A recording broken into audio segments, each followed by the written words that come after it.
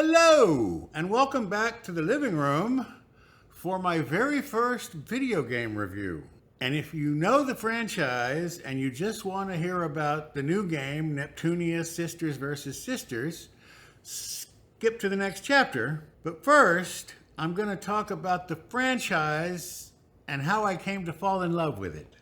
So when I first got my PlayStation 3, back when it first came out, like 2006, there weren't a lot of games I liked. They were all very action oriented. Basically, you had to be good with the controller. And if you saw my review of the DualSense Edge Super Controller, which I will link down below, I told you that I'm not good at aiming, I'm not good at shooting, I'm basically not good at action. I can't even make my characters run in a straight line. So all those games, and at first that's all there were. But then I discovered the joy of the PlayStation, which are Japanese role-playing games, JRPGs. I love JRPGs. And there was this little company called Compile Heart that made these really weird JRPGs. But in 2010, they brought out a game called Hyperdimension Neptunia for the PS3. It did not rate real well. Its Metacritic score was like 45. It had really clunky mechanics and a whole set of things that were off-putting, but have become kind of a staple of the franchise over the years, reusing the same enemies, recoloring them, the same dungeon layouts. There would be several, and sometimes many, but they were all very similar, and they'd reuse. Basically, they were made on the cheap. There would be one or two big cinematic cutscenes that were like really short, and fully voiced in English and Japanese. And then they have these other kind of cutscenes, which are more like a visual novel. Also, some of them was voiced. Basically, 10 to 20% of the game was voiced, and the rest of it, it's like a visual novel, and you're clicking and advancing the text.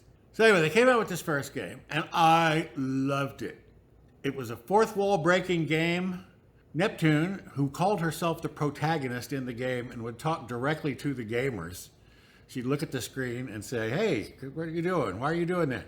I loved that, and it was funny. In fact, let me tell you, the concept of the entire series is there's a continent called game industry, and there are lands in game industry for each of the major consoles, because the whole point of the game was personalizing the console wars. So you had Whiteheart, who was the goddess or CPU. The puns just flow fast and furious. Of a land called Loe, which you might guess was based on Nintendo. CPU Whiteheart and her land of white serenity, Loe. And then Last Station, clearly PlayStation, ruled by CPU Blackheart. CPU Blackheart and her land of black regality, Last Station. Leanbox, Xbox, ruled by CPU Greenheart. CPU Greenheart and her land of green pastures, Leanbox. And finally, Planeptune, ruled by the goddess Purpleheart. CPU Purpleheart and her land of purple progress, Planeptune. Planeptune, wait, what console was that? Sega. There was a Sega Saturn, and apparently they were planning on bringing out a Sega Neptune as their next one, and so they built the whole game around a basically non-existent console. And these four goddesses fight the console wars.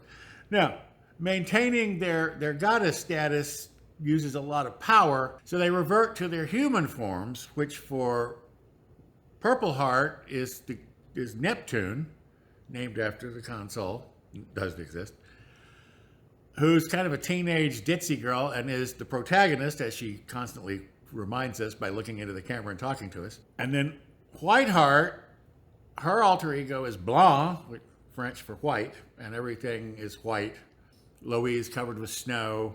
And then Last Station, CPU Blackheart, her alter ego is Noir for black. And in Leanbox, CPU Greenheart, her secret identity is Vert, which is green. So it's kind of a fun story, and there's a lot of jokes and inside jinks and all sorts of stuff going on.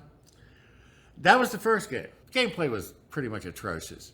It's all turn-based, and they'd jump and jump back. The second game was Hyperdimension Neptunia Mark II. And this game introduced their little sisters based on the handhelds. So Loey had two little sisters, Rom and Ram, who of course represent the two Nintendo DS handhelds. Last Station had Uni, who represented the Vita handheld. Nepgear was the alleged non-existent Sega handheld for Planeptune. And then Leanbox didn't have a little sister because Xbox never did a handheld. So in the second game, the big sisters are all captured, and then the whole game is the younger sisters trying to save their sisters and reclaim them and get them back. This one was controversial for other reasons. Its Metacritic score went up to 53, which is still not good. This one was a little weird, there was a ending that they later took out of all subsequent remakes of this thing, where one of the sisters had to kill all the other sisters to power up a sword so she could win the final battle. It was horrible. I mean, you love these characters, and then they start killing them. The next game was Hyperdimension Neptunia Victory, where they introduced Iris Heart.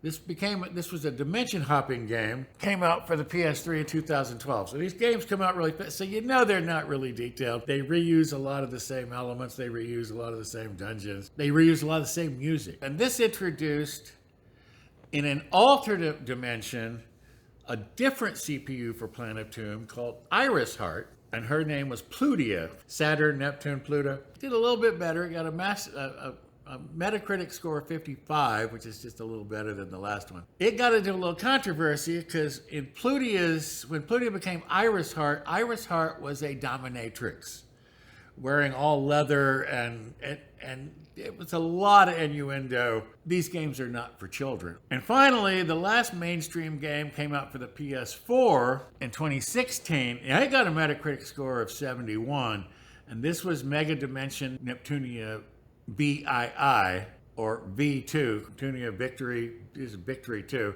In Mega Dimension Neptunia, we introduced Uzume, who was CPU Orange Heart, who represented the Sega Dreamcast. And in fact, it's a Sega Dreamcast in the game that sucks them into this other dimension. And they also introduced another new CPU called Yellow Heart, which is like a little girl that some diabolical people turn into. So when she's a CPU, she's the biggest and has the most. She's obscenely proportioned. She makes Kim Kardashian look tiny.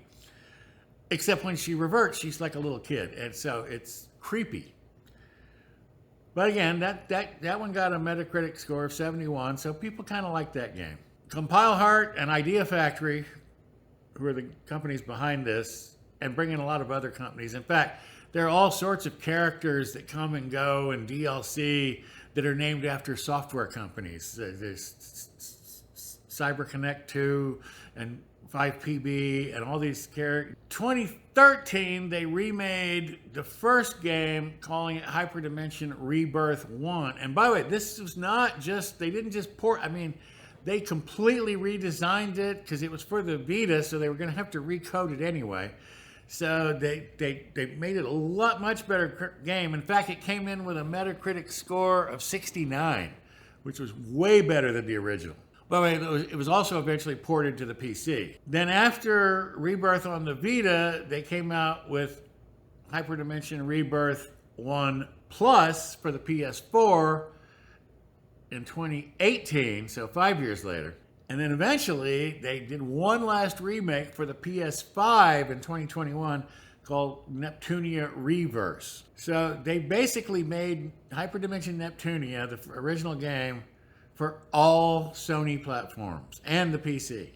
Now, Mark II, the game about the sisters, got remade. Hyperdimension Neptunia Rebirth 2, Sisters generation. Again, a complete remake. By the way, the Sisters game, the Mark II and the Sisters game, then Victory, which was the third game, got remade for the Vita in 2014. And then Mega Dimension Neptunia VII got remade for PSVR in 2018. There are a whole lot of spin-offs that I'm not even going to go into. Here, I'll scroll them by on the screen. But there's 1, 2, 3, 4, 5, 6, 7, 8, 9, 10, 11, and 12 if you count the game we're going to talk about now, which is Neptunia Sisters versus Sisters. Because it's technically not a mainstream game. It's technically a spin-off, according to everything I've read. Well, let's talk about the game we're here to review. If you skipped ahead, all I did was run through all the other games, and there are so many. My name is Nepgear. I'm the younger sister of Neptune, the goddess of Planetune. I'm sad that Sis is away, but her absence gives us, the goddess candidates, even more of a reason to keep it all together. So, let me introduce you to all of them. The girl with the black hair who always cheers me up is Noira's younger sister, the goddess candidate of Last Station, Uni. She might seem a little prickly at times, but she's a hard worker with a kind heart. The ones eating snacks over there are Blonde's twin sisters Ram and Ram. They're the goddess candidates of Louis. You might be able to tell already, but the calm one is Ram and the crazy one is Ram. Sisters versus Sisters, they update it to the present. I mean, all the in-game references. There's an R phone, which obviously is the iPhone. And by the way, it's evil in the game. It's doing bad things. And there's Chirper. Although Chirper was introduced in some of the earlier games, which is Twitter. The earlier games had guilds where you could go get sub-quests. Here you pick them up through Chirper. People DM you and ask you to do stuff for them. And so that's where you get your side quests. Now, by the way, the reason I waited so long to review this game, it came out like 2 weeks ago, over 2 weeks ago, was because I had to finish the game. I can't stand watching reviews of games through people who didn't finish it. So this game starts out, and again, the CPUs are taken out of the picture, although they get their sisters back fairly early. I mean, it's a new game, and they have new maps, new dungeons. Almost everything about it is different, although similar. So if you're a fan of the series, you'll feel right at home. If you've never played any of these games before, it'll make sense.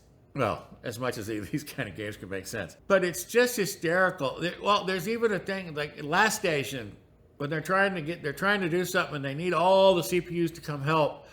And Noir says, I can't leave Last Station right now because we're having a supply chain problem and we're not making our consoles fast enough and there's a big backlog, so I have to work on that. So you all go and fight the big bad while I sit here and try to ship consoles. So there's all these inside jokes like that all through the thing. I love the game. Here's the important difference. Combat. It's not turn-based. It's been turn-based in all of the games pretty much so far, except some of the spin-offs. This is an action RPG. You go in and you just start fighting and you start swinging, and they have a chain system where you can switch characters. So as soon as you hit someone and stun them, you can switch to another character and hit them again while they're stun locked, and you can get off huge combos. You can get like up to many chains. Even for me, who's not good at those kind of games, it's a pretty simplistic thing. Well, might as well get to the downsides. It's a pretty simplistic system because I can do it. So if I can do it, anyone can do it, which means if you're a real gamer, it won't be very challenging. Restore strength!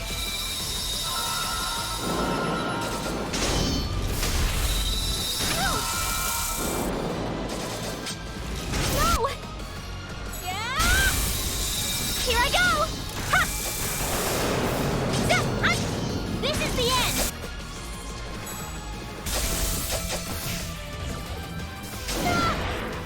This chance won't slip by me! Prepare yourself! Ouch!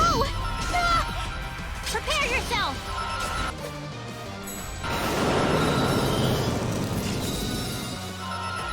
Ouch! Ah!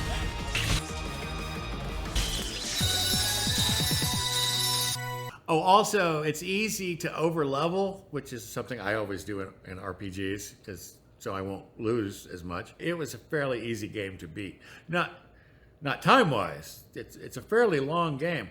And there are a lot of these visual novel type cutscenes where, again, some of them voiced, most of them not. I think it's a very pretty game. I love Neptune. In fact, I'm wearing her on my shirt. Neptune is funny. Now, here's the downside. Now, it's easy. Like I said, it's not that hard a game to beat. In fact, I beat it in like 20 hours. And that was doing every piece, every side quest I did, and killing everything on every map. It took me about 20 hours. I did not go into the arena and the Nep Tower and the post-game stuff. But I beat the game in about 20 hours. Problem with all the Hyperdimension Neptunia games is you have to beat them over and over again. In fact, they have a statistic called round. What round are you on? And I went back and looked at some of my older games. Like, I have saves that are on round 10 and round 11. Because to get some of the trophies, you have to just loop back through the game over and over and over. I love these games. But after a while, you're skipping all the cutscenes and it's not fun anymore. Given the update to the combat, which I found moderately, I found it fun. It's just not that challenging. So if you're into really challenging games, this may not be the game for you. And again, it's all, they use swords and staffs, and it's not, Uni, Black Sister, she's a gun user. So she's a ranged attacker. And then, of course, Loe, the little girls, Rom and Ram, the handhelds, they're magic users, and so they're ranged. So you have ranged attackers, and you can switch around, and you can change who the leader is, and there's lots of weapons to upgrade. I mean, it's tons of fun. So my final take is, I like the game. I enjoyed playing the game. It was way better. It's like worlds better than the old ones, but still just as fun and just as funny.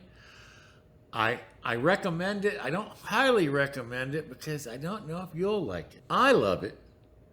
Don't know if you'll like it. If you love JRPGs, you might like it because it is very JRPG-ish. If you like puns and jokes and inside references to like iPhones and all that stuff. By the way, our phone, they all hate it. Oh, and there's even a thing when they're talking about phones, and Bert, who's Leanbox, somebody said, "Wait, Bert, didn't you used to make a phone?" And she says, "We don't like to talk about that." The Windows Phone did not do real well. So that's my take on Neptunia Sisters versus Sisters. I'd give it 5 stars, but that's for me. For the normal human, probably 4 stars tops. But you can watch some other reviews, you can look around. It's only $50 unless you get the stupid deluxe edition. So try it out. I think it's hysterical. I had a great time. I've loved all the games. Like I said, I've played all of them through many, many times.